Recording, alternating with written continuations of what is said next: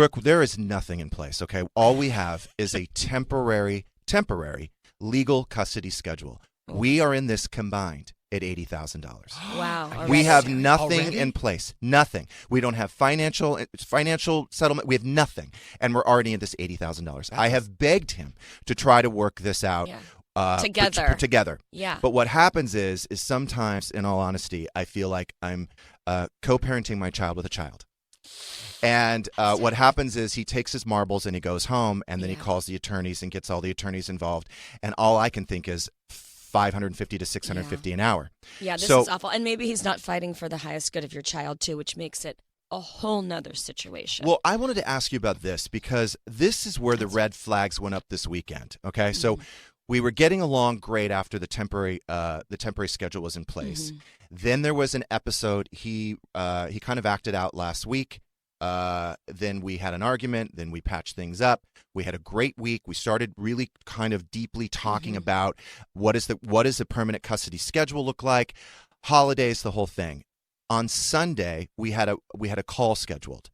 Everything we discussed was changed. And I think what happens is, I think he goes and he consults someone. And I don't know if it's I call him the homewrecker, the boyfriend, or a good friend or whatever. But suddenly, everything he has talked about now is off the table. Yeah. So I spent 2 hours, 3 phone calls on Sunday, which, by the way, takes away time from my business, from my daughter, for everything, to put it all back together. I feel like we're on the same page. I said, put it together in an email. Yeah. Let me look at it. 6 hours later, I get an email from him. None of this is like a revised. None of this works.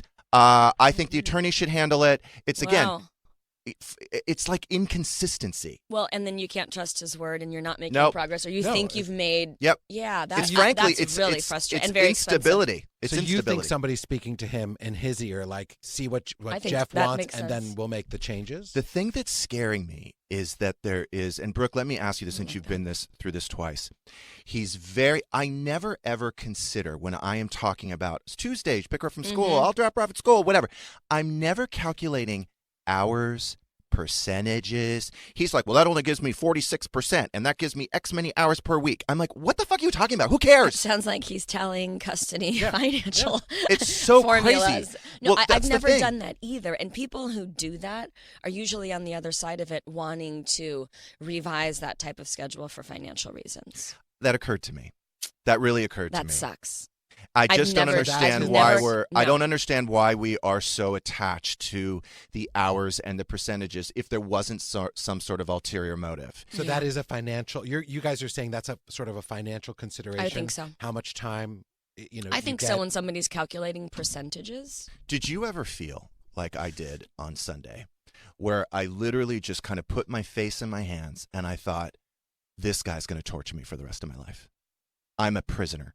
Did you ever feel that way? I never felt. This is a very uplifting Jeff Lewis live. My heart is hurting for you. I never felt like that, but you realize that you're tied to someone for the rest of your life when you're raising a child. I know.